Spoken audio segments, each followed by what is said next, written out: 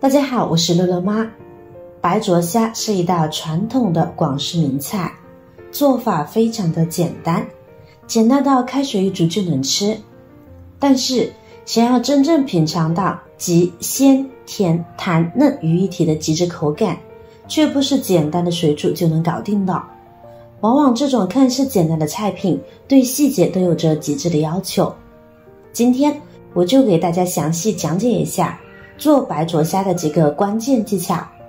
其中第一个要点就是大虾千万不能直接下锅煮，否则肉质一点也不好吃，又腥还柴。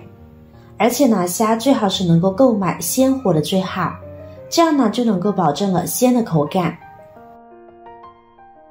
买回来的大虾我们先清洗一下，往里边加入少许的食盐，再加入多一些的清水，然后下手把食盐抓拌溶解，再把大虾多浸泡10分钟。因为大虾在运输的过程中添加了保鲜剂，像一些什么孔雀石绿什么的，所以买回来的大虾呢，要先用食盐清洗一遍。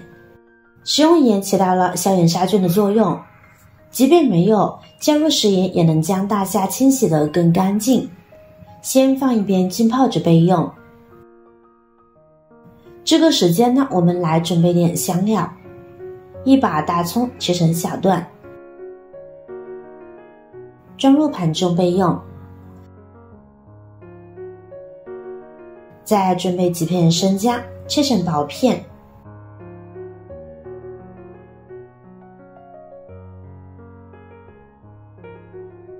装入盘中备用。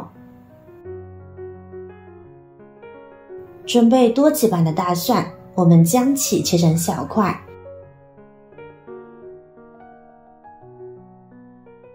再剁成蒜末。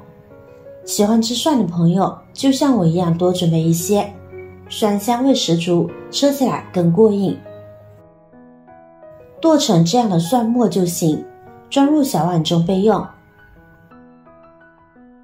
接下来我们准备几个小米椒，切成小米椒圈，然后再剁一剁，这样香辣味会被更好的释放出来。一起装入小碗中备用。跟着准备少许的小葱，直接切葱花，一同装入碗中。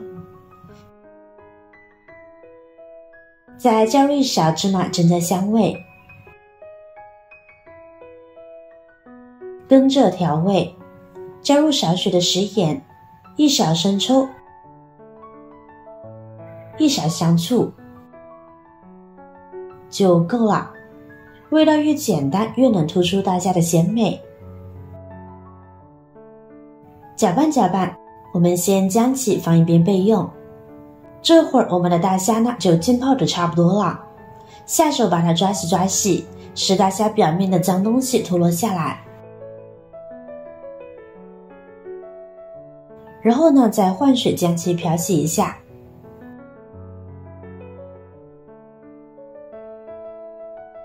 现在控水捞出，我们装入大碗中。接下来我们来处理一下大虾。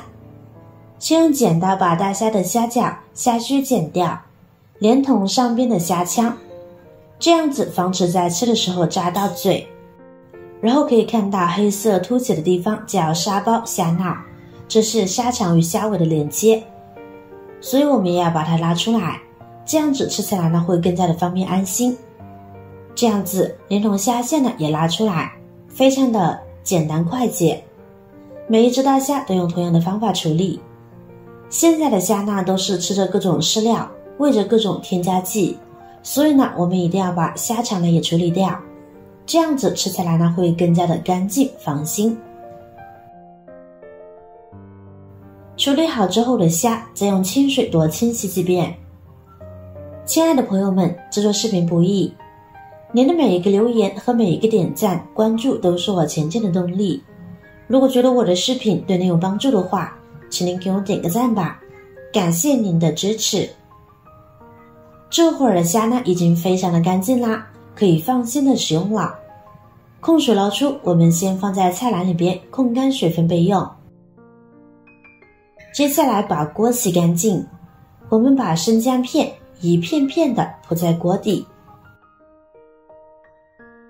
跟着再把小葱撒上来，然后我们再把摆好造型的大虾呢也放在上边。现在往里边呢加入少许的香油，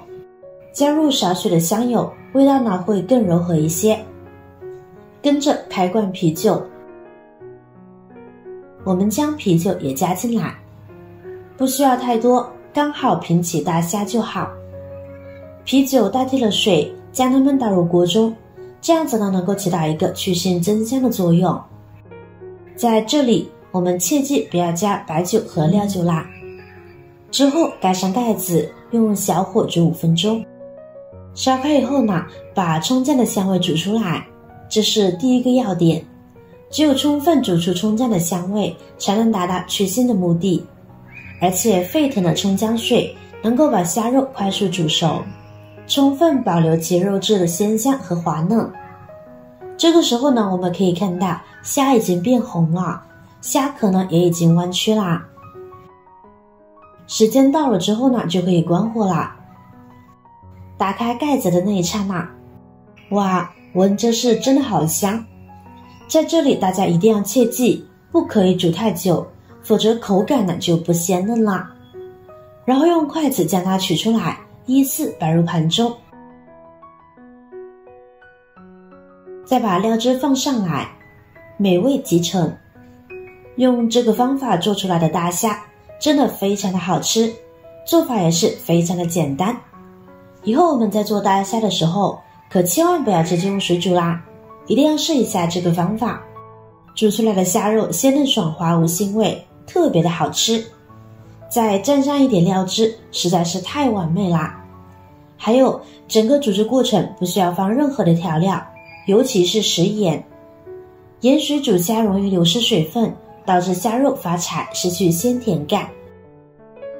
好了，这道看似简单却又非常注重细节的白灼虾就分享完啦。下次煮虾的时候一定要试试这个做法，口感不说惊艳，但也绝对不会让您失望的。如果您看完有食欲，或者您有更多的想法和建议，欢迎在下方评论留言哦。记得点赞、转发、分享哦。点击我的视频头像，还可以观看更多的美食和生活技巧，别忘了关注我哟。感谢您的支持，我是乐乐妈，我们下期再见啦。